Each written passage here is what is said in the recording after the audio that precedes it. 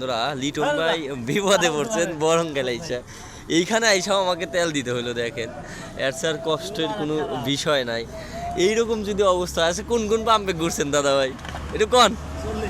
40টা pump ঘুরছে, তারপরেও তেল পায় না। এর স্যার দুঃখজনক বিষয় আর হতে পারে না, মুহে লাগান। আচ্ছা, এই উপকার কইরাও যদি মানুষের মন না পায়, আর সাংবাদিক যারা আছেন ওনারা দেখি একজনের ভিডিও করছেন হচ্ছে যে হলো এইভাবে তেল বিক্রি করতেছে, দেখে ওনাকে ভিডিও করে দেখাইলো। তাই হোক, খুব কষ্ট লাগলো বিষয়গুলো। সাংবাদিকরে বলতেছে যে উনি যেই বিপদে পড়ছেন, এখন বরঙ্গাল থেকে বাড়ি পর্যন্ত যাইতে পারতেন না।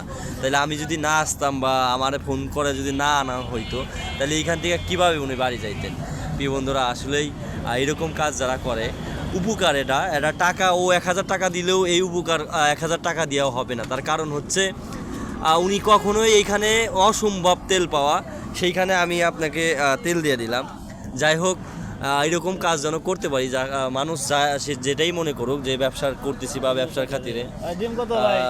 যাই হোক, এগুলা যারা করেন ওদেরকে অসংখ্য ধন্যবাদ জানাই। আসসালামু আলাইকুম ওয়া রাহমাতুল্লাহ।